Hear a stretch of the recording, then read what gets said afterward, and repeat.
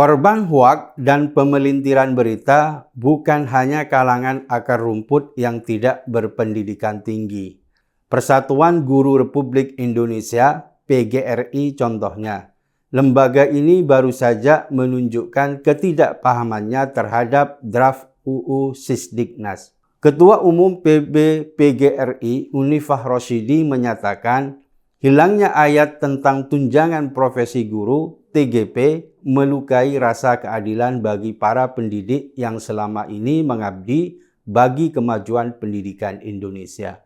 Dia juga menuntut pasal yang memuat TGP dan besarannya itu dikembalikan ke dalam RUU Sisdiknas. Kenapa pasal soal TGP dan besaran tunjangan tidak ada lagi dalam RUU Sisdiknas? Karena TGP dalam undang-undang lama itu justru membuat guru terhambat untuk mendapatkan tunjangan, sebab harus mengantri.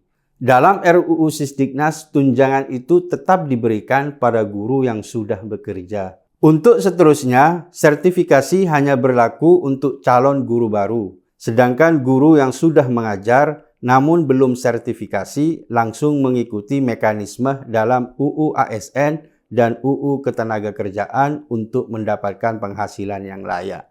Dengan kata lain, guru yang sudah mengajar namun belum memiliki sertifikat pendidik akan segera mendapatkan penghasilan yang layak tanpa perlu menunggu antrian sertifikasi.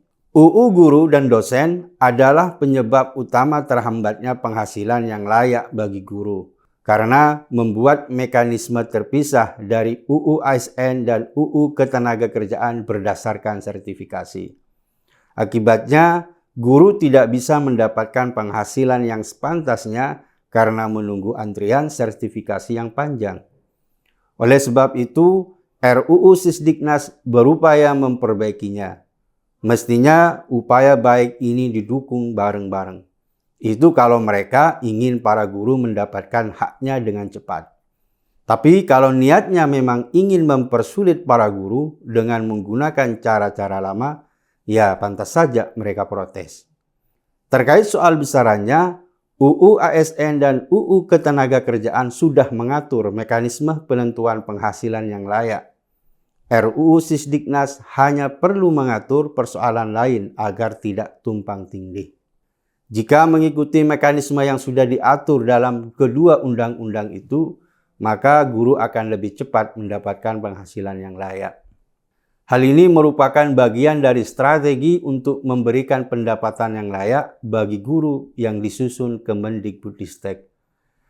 Tidak ada alasan untuk merusuhi RUU itu, kalau niatnya memang ingin memperjuangkan nasib para guru. Dalam RUU Sisdiknas itu jelas disebutkan, bagi guru ASN akan mendapatkan tunjangan fungsional. Besaran penghasilan akan lebih tinggi dari penghasilan yang diterima selama ini. Ini tentu akan membuat para guru lebih sejahtera. Bagi guru non-ASN akan mendapatkan gaji sesuai kesepakatan antara pemberi kerja, yaitu yayasan dan guru. Memang keputusan akhir ada di tangan pemilik yayasan selaku pemberi kerja. Namun pemerintah tetap hadir dengan meningkatkan bantuan operasional satuan pendidikan untuk membantu yayasan membayarkan penghasilan yang layak bagi pendidiknya.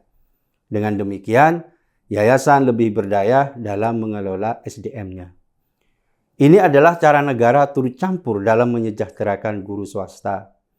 Jika dengan kenaikan bantuan, yayasan tetap tidak memenuhi kewajibannya, maka pemerintah dapat memberi sanksi sesuai dengan ketentuan peraturan perundang-undangan yang berlaku.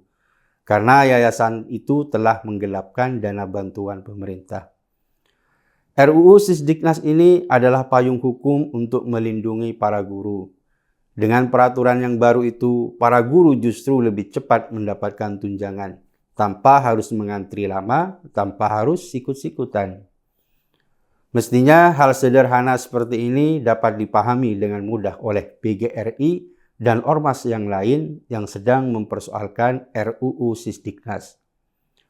Mereka hanya harus mau membaca draft itu dengan teliti. Jangan hanya mendengarkan pelintiran berita yang berkembang.